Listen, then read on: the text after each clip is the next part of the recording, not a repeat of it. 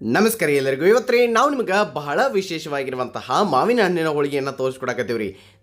ನಾವು ತೋರಿಸಿದಂತಹ ಬಿಳಿ ಹೋಳಿಗೆ, ಖಾರದ ಹೋಳಿಗೆ, ಇನ್ನಿತರ ಹೋಳಿಗೆಗಳನ್ನ ನೋಡಿರ್ತೀರಿ. ಆದರೆ ಇವತ್ತಿನ ಹೋಳಿಗೆ ಬಹಳ ವಿಶೇಷವಾಗಿರುವಂಥದ್ರಿ. ಬಹಳ ಸುಲಭವಾಗಿ ನಿಮ್ಗೆ ಯಾವ ರೀತಿ ಮಾಡ್ಕೋಬೋದು ಅಂಥೇಳಿ ವಿತ್ ಟಿಪ್ಸನ್ನು ನಾವು ನಿಮಗೆ ತೋರಿಸ್ಕೊಡ್ತೀವಿ. ಅದಕ್ಕಿಂತ ಮೊದಲು ನಮ್ಮ ಯೂಟ್ಯೂಬ್ ಚಾನಲ್ ಸವಿರುಚಿಯ ಸೊಬಗನ್ನ ಸಬ್ಸ್ಕ್ರೈಬ್ ಮಾಡಿಲ್ಲ ಅಂತಂದ್ರೆ ಜಲ್ದಿ ಮಾಡಿಬಿಡ್ರಿ. ಇದಕ್ಕೆ ಏನೇನು ಬೇಕಂತೇಳಿ ನೋಡೋದಾದ್ರೆ ಒಂದು ಪ್ರಾತ್ನಾಗ ಅಥವಾ ಒಂದು ಪ್ಲೇಟ್ನಾಗ ಬುಟ್ಟೆ ಒಳಗೂ ಏನು ಮಾಡಿರಿ, 1.5 ಕಪ್ ಅಷ್ಟು ಮೈದಾ ಹಿಟ್ಟನ್ನು ನೀವು ತೊಗೊಳ್ಬೇಕಾಕೈತಿ. 1.5 ಕಪ್ ಅಷ್ಟು ರೀ. ಅದಕ್ಕೆ ನೀವು ರುಚಿಗೆ ತಕ್ಕಷ್ಟು ನೋಡಿಕೊಂಡು ಉಪ್ಪನ್ನು ಸೇರಿಸಿ, ಹಂಗೆ 1 ಟೇಬಲ್ ಸ್ಪೂನ್ ಅಷ್ಟು ಅಡುಗೆ ಎಣ್ಣೆಯನ್ನು ಹಾಕಿರಿ. ಅದಾದ ನಂತರ ಇಲ್ಲಿ ನೀವು ಚಲೋತ್ನಂಗೆ ಇದನ್ನು ಡ್ರೈ ಮಿಕ್ಸ್ ಮಾಡಿ. ಇಲ್ಲಿ ನೀವು ಮೈದಾ ಹಿಟ್ಟು ಒಲ್ಲೆ ಅಂತಂದ್ರೆ ನಾವು ನಿಮ್ಗೆ ಈಗಾಗಲೇ ಕೊಟ್ರ ಚಪಾತಿಯನ್ನು ಯಾವ ರೀತಿ ಮಾಡೋದು ಅಂತೇಳಿ ತೋರಿಸ್ಕೊಟ್ಟಿದ್ದೀವಿ. ತಾವು ಅದನ್ನು ನೋಡ್ಬೋದ್ರಿ. ನಮ್ಮ ಚಾನಲ್ದಾಗ ಇದು ಕೊಟ್ರ ಚಪಾತಿ ಮಾವಿನ ಹಣ್ಣಿನ ಸೀಕರಣೆ ಸರ್ಚ್ ಮಾಡಿರಿ, ಬರ್ತೈತಿ. ತಾವು ಅದನ್ನು ನೋಡ್ರಿ ಒಂದ್ಸಲ. ಆಮೇಲೆ ಇದಕ್ಕೆ ಎಷ್ಟು ಬೇಕು ನೋಡ್ಕೊಂಡು ಅಷ್ಟಷ್ಟು ನೀರು ಹಾಕಿ ಪೂರ್ತಿ ಕೈಯಿಂದ ಎಲ್ಲ ಮಿಕ್ಸ್ ಮಾಡಕ್ಕೆ ಹೋಗ್ಬಿಟ್ಟು ಬರೀ ಬೆರಳಿಂದ ಅದನ್ನು ತಿರುವಾಡಿ ಕಣಕಣ್ಣ ನಾದಿ ಈ ರೀತಿಯಾಗಿ ಅದೇನು ಕೈಗೆ ಅಂಟಂಗಿಲ್ಲ ಹಂಗೆ ನೀವು ಮಾಡಿ ಒಂದು ಸ್ವಲ್ಪ ಹೊತ್ತು ಅದನ್ನು ರೆಸ್ಟ್ ಮಾಡಕ್ಕೆ ಬಿಡ್ರಿ. ಈ ಕಡೆ ಒಂದು 3 ಮಾವಿನ ಹಣ್ಣನ್ನು ನಾವು ತೊಗೊಂಡಿದ್ದೀವಿ. ನಿಮಗೆ ಎಷ್ಟು ಬೇಕು ನೋಡ್ಕೊಂಡು ಅಷ್ಟು ತೊಗೊರಿ. ನೀವು ಹೆಂಗೆ ಬೇಕೋ ಹಂಗೆ ಇದನ್ನು ತೆಗೀರಿ. ಮ್ಯಾಗಿನ ಚಿಪ್ಪೆನ ತೆಗೆದ್ರಿ ಅಂತಂದ್ರೆ ಸ್ವಲ್ಪ ಕಡಿಮೆ ವೇಸ್ಟ್ ಆಗ್ತೈತೆ ಅಂಥೇಳಿ ಈ ರೀತಿಯಾಗಿ ನಾವು ನಿಮ್ಗೆ ತೋರಿಸ್ಕೊಡಕತ್ತೀವಿ ಅಷ್ಟೇ ರೀ, ಮತ್ತೇನೂ ಇಲ್ಲ. ಆಮೇಲೆ ಈ ಮಾವಿನ ಹಣ್ಣನ್ನು ನಿಮ್ಗೆ ಹೆಂಗೆ ಬೇಕೋ ಹಂಗೆ ಕಟ್ ಮಾಡ್ಕೊಂಡು ಒಂದು ಮಿಕ್ಸರ್ ಜಾರ್ದಾಗ ಹಾಕಿಬಿಡ್ರಿ. ತೀತ್ರಿ. ಅದಾದ ನಂತರ ಅದಕ್ಕೆ ಒಂದು ಅರ್ಧ ಕಪ್ ಸಮೀಪಷ್ಟು ನಾವು ಸಕ್ಕರೆಯನ್ನು ಸೇರಿಸಿದ್ದೀವಿ. ಕರೆ ಹೇಳ್ಬೇಕಂದ್ರೆ 1 ಕಪ್ ತನಕ ಹಾಕ್ತಾರೋ, ನಾವು ಸ್ವಲ್ಪ ಕಡಿಮೆನೇ ಹಾಕಿದ್ದೀವಿ. ಅದಾದ ನಂತರ ಒಂದಿಟ್ಟು ಏಲಕ್ಕಿ ಪುಡಿಯನ್ನು ಹಾಕಿ ಇದನ್ನು ಪೇಸ್ಟ್ ಮಾಡ್ಕೊಂಡು ನೀವು ತೊಗೊಂಡು ಬರ್ಬೇಕು ರೀ. ನೋಡಿ, ಸಕ್ಕರೆ ಸ್ವಲ್ಪ ಜಾಸ್ತಿ ಯಾಕೆ ಇರ್ಬೇಕಂತ ಹೇಳಿದ್ದೀನಿ ಅಂತಂದ್ರೆ ಎಲ್ರಿ ಒಂದು 2-3 ದಿನ ಇಟ್ಟರು ಹೋಳಿಗೆಗೆ ಏನೂ ಆಗೋದಿಲ್ಲ ಅದಕ್ಕೆ ರೀ. ಆಮೇಲೆ ಈ ಒಂದು ಮುಂದಿನ ಕೆಲಸಕ್ಕೆ ಏನು ಮಾಡಿರಿ ಅಂತಂದ್ರೆ ಒಂದು ಸ್ವಲ್ಪ ತುಪ್ಪವನ್ನು ಕಾಯ್ಕಿಟ್ರಿ. ನೆನಪಿಟ್ಕೊರಿ, ತುಪ್ಪ ಐತದ. ತುಪ್ಪದಾಗ 2 ಕಪ್ ಅಷ್ಟು ಅಕ್ಕಿ ಹಿಟ್ಟನ್ನು ಹಾಕಿದ್ದೀವಿ ರೀ. ಗೊತ್ತಾತ್ರಿ? ತುಪ್ಪದ ಒಂದು 2 ಟೇಬಲ್ ಸ್ಪೂನ್ ತುಪ್ಪಕ್ಕೆ 2 ನೀವು ಅಕ್ಕಿ ಹಿಟ್ಟಿನ ಕಪ್ಪನ್ನು ಹಾಕಿ ಆಮೇಲೆ ಆ ಒಂದು ಅಕ್ಕಿ ಹಿಟ್ಟನ್ನು ಹುರಿಬೇಕು. ಗೊತ್ತಾತ್ರಿ? ತುಪ್ಪದಾಗ ಲೋ ಫ್ಲೇಮ್ ಅಥವಾ ಮೀಡಿಯಮ್ ಫ್ಲೇಮ್ದಾಗ ಇಟ್ಟು ನೀವು ಚೆಂದಂಗೆ ಆ ಕಡೆಯಿಂದ ಈ ಕಡೆಯಿಂದ ಆ ಕಡೆ ಅಂಥೇಳಿ ಮಾಡ್ಕೊತ ಇರಬೇಕು. ಹಿಟ್ಟಿನ ಪರಿಮಳ ಬರೋಕ್ಕೆ ಚಾಲೂ ಆಗ್ತತಿ. ಅಲ್ಲಿ ತಕ್ಕ ನೀವು ಹಿಟ್ಟನ್ನು ಹುರಿಬೇಕು. ಅದಾದ ನಂತರ ಇದ್ರೊಳಗೆ ನೀವೇನು ಪೇಸ್ಟ್ ಮಾಡಿದ್ರಲ್ಲ ಮಾವಿನ ಹಣ್ಣಿನ ಆ ಪೇಸ್ಟನ್ನು ಇಲ್ಲಿ ಹಾಕಿ ಅಕ್ಕಿ ಹಿಟ್ಟನ್ನು ಕಂಪ್ಲೀಟಾಗಿ ಅದ್ರ ಜೊತೆ ಮಿಕ್ಸ್ ಮಾಡಿ. ಎಲ್ಲ ಪೇಸ್ಟ್ ಹಾಕಬೇಕಂತೇನಿದೆ, ಎಷ್ಟು ಬೇಕೋ ನೋಡ್ಕೊಂಡು ಅಷ್ಟು ಹಾಕಿರಿ. ಉಳಿದಿದ್ದನ್ನು ಸಹ ಹುಡುಗರು ತಿಂತಾರೆ, ಕೊಟ್ಬಿಡ್ರಿ. ಆಮೇಲೆ ಇಲ್ಲಿ ನೋಡಿ, ಚೆಂದಂಗೆ ಇದನ್ನ ಹಾಕೋದಷ್ಟೇ ಅಲ್ದ ಮಿಕ್ಸ್ ಮಾಡೋದು ಭಾಳ ಇಂಪಾರ್ಟೆಂಟ್ ಪ್ರೊಸೆಸ್ ರೀ. ತಿದ್ರಿ. ಅದಕ್ಕೆ ಎಲ್ಲಿನೂ ಗಂಟು ಉಳಿಬಾರ್ದಂಗೆ ಆ ಮಾವಿನ ಹಣ್ಣಿನ ಸೀಕರ್ಣಿ ಅಥವಾ ಒಂದು ಪೇಸ್ಟ್ ಐತ್ರಲ್ಲ ಅದಿಷ್ಟು ಉಳಿಸಿದ್ದೀವಿ ರೀ. ಉಳಿದಿದ್ದನ್ನು ನಾವು ಮಿಕ್ಸ್ ಮಾಡಾಕತ್ತೀವಿ.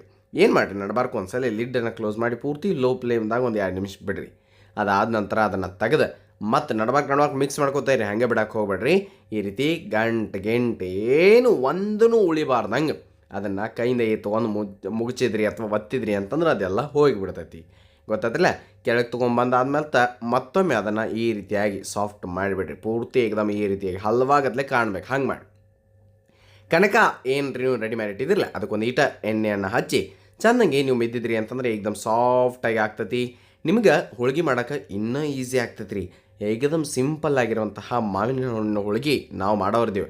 ಕಣಕ ಚಲೋ ಐತ್ರಿ, ತಯಾರನೂ ಐತ್ರಿ. ಒಂದೇ ರೀತಿ ಹುಳಿ ಮಾಡ್ಬೇಕಂದ್ರೆ ಕೈ ಹಾಕಿ ಒಂದು ಈ ರೀತಿ ಪಟ್ನ ತಗೊಂಬಿಡ್ರಿ. ತೀತ್ರಿ ಬರಳಿಂದ ಹೆಚ್ಚಿಗೆ ತಕೊಂಡ್ರಿ ಅಂತಂದ್ರೆ ಎಲ್ಲನೂ ಒಂದೇ ಸಮವಾಗಿ ಬರ್ತಾವೆ.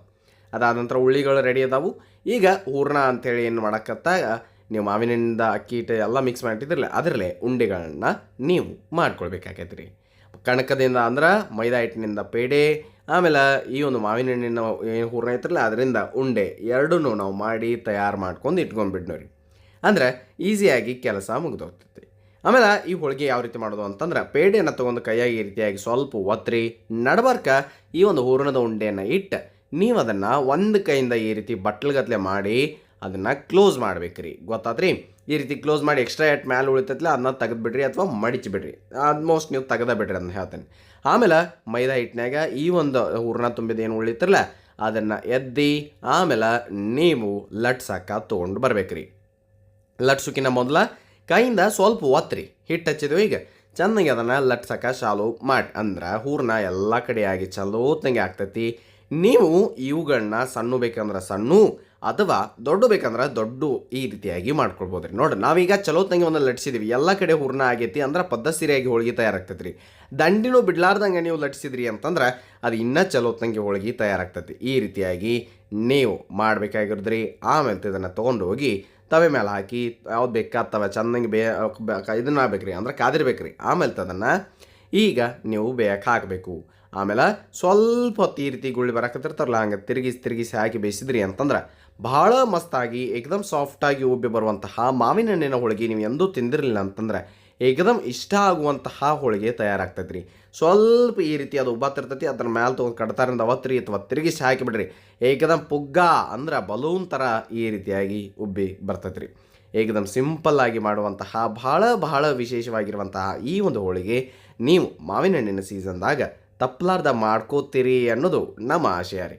ಹಾಗಾದ್ರೆ ಅದನ್ನು ಈ ರೀತಿಯಾಗಿ ಬೇಯಿಸಿ ಬರೀ ಹಿಟ್ಟು ಹಚ್ಚಿಂದ ನೋಡ್ಬೋದು. ನೀವು ಒಳಗೆ ನೀವು ಇನ್ನೊಂದು ಸ್ವಲ್ಪ ಜಾಸ್ತಿ ಫಿಲ್ಲಿಂಗ್ ಹಾಕಿದ್ರಿ ಅಂತಂದ್ರೆ ಇನ್ನೂ ಜಾಸ್ತಿ ಹೂರ್ನಕೊಂಡಿರ್ತೈತೆ. ನಿಮ್ಗೆ ಹೆಂಗೆ ಬೇಕೋ ಹಂಗೆ ನೀವು ಚೇಂಜಸ್ ಮಾಡ್ಕೊಳ್ಬೋದು ರೀ. ಆಮೇಲೆ ಉಳಿದಿದ್ದು ಎಲ್ಲನೂ ಹಂಗನ ಸೇಮ್ ಹೂರ್ನ ತುಂಬೋದು, ಆಮೇಲೆ ಲಟ್ಸೋದು, ಹಿಟ್ಟು ಹಚ್ಚೋದು, ಲಟ್ಸೋದು. ಒಂದು ಇಲ್ಲಿ ಎಣ್ಣೆ ಹಚ್ಚಿಲ್ರಿ ನಾವು, ಆಮೇಲೆ ಎಣ್ಣೆ ಹಚ್ಬೋದು, ಇಲ್ಲ ಹಚ್ಚಲ್ಲ ಬಿಡ್ಬೋದು ರೀ. ಬಿಸಿ ತಿನ್ನತ್ತಿದ್ರಿ ಅಂತಂದ್ರೆ ನಿಮ್ಗೆ ಹೋಳಿಗೆಗೆ ಎಣ್ಣೆ ಹಚ್ಚಲಿಲ್ಲ ಅಂತಂದ್ರೂ ನಡಿತೈತಿ. ಇಲ್ಲ ಹಚ್ತೀನಿ ಅಂತಂದ್ರೆ ತೆಗೆದಿಟ್ಕೊಳ್ಳೋರಿದ್ರಿ ಅಂತಂದ್ರೆ ಎಣ್ಣೆ ಹಚ್ಚರಿ, ಚೆನ್ನಾಗಿ ಬೇಯಿಸ್ರಿ. ಲಟ್ಸೋದಂತರೂ ಇದೇ ರೀತಿಯಾಗಿನ ನೀವು ಎಲ್ಲನೂ ಲಟ್ಟಿಸ್ರಿ. ಗೊತ್ತಾತ್ರಲ್ಲ, ಈಸಿ ಐತ್ರಿ, ಭಾಳ ನಿಮಗೆ ಡಿಫಿಕಲ್ಟ್ ಏನು ಅನ್ಸಂಗಿಲ್ಲ. ಒಂದು ವಿಶೇಷವಾಗಿರುವಂತಹ ಹೊಸ ರೀತಿಯ ಹೋಳಿಗೆ ನಾವು ನಿಮಗೆ ತೋರಿಸ್ಕೊಡಕತ್ತೀವಿ ರೀ.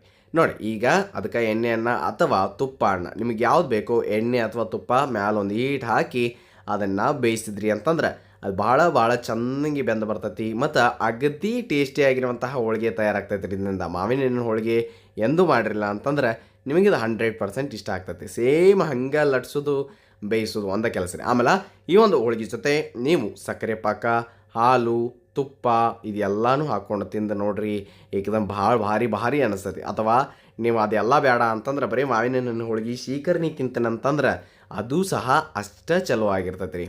ನೀವು ಏನು ಮಾಡೋದ್ರಿ, ಸಾಫ್ಟ್ ಆಗಿರುವಂತಹ ಈ ಒಂದು ಮಾವಿನ ಹಣ್ಣಿನ ಹೋಳಿಗೆಯನ್ನು ತಯಾರು ಮಾಡ್ಕೊಳ್ಳೋದ್ರಿ ಇಷ್ಟ. ಇನ್ನಿತರವಾಗಿ ನಮಗೆ ಹೇಳಿದೇನೆ ನಾ, ಮಾವಿನ ಹಣ್ಣಿನಿಂದ ಬಂದಾಗ ಪ್ರತಿ ಸಲ ಕೊಟ್ಟ ಚಪಾತಿ ಅಂತ ಹೇಳಿ ಮಾಡ್ತೀವಿ ನಾವು, ಅಥವಾ ಬಿಳಿ ಹೋಳಿಗೆ ಮಾವಿನ ಹಣ್ಣಿನ ಸೀಕರಣೆನೂ ಮಾಡ್ತೀವಿ, ಹೋಳಿಗೆ ಮಾವಿನ ಹಣ್ಣಿನ ಸೀಕರಣೆನೂ ಮಾಡ್ತೀವಿ. ಅವು ಎಲ್ಲ ವಿಡಿಯೋಗಳನ್ನ ನಮ್ಮ ಯೂಟ್ಯೂಬ್ ಚಾನಲ್ದಾಗ ನಾವು ನಿಮ್ಗೆ ಅಪ್ಲೋಡ್ ಮಾಡಿ ತೋರಿಸಿದೇವೆ ರೀ. ತಾವು ಒಂದ್ಸಲ ನೋಡಿಲ್ಲ ಅಂತಂದ್ರೆ ನೋಡ್ಕೊಂಡು ಬರ್ರಿ. ಈ ರೀತಿ ಪ್ರತಿಯೊಂದು ಹೋಳಿಗೆನೂ ಬಹಳ ವಿಶೇಷವಾಗಿ ಉಬ್ಬಿ ಏಕದಮ್ ಸಾಫ್ಟಾಗಿ ಬರ್ತಾವೆ. ನೀವು ಇವುಗಳನ್ನ ತಪ್ಪಲಾರ್ದ ಒಮ್ಮೆ ಟ್ರೈ ಮಾಡಿ.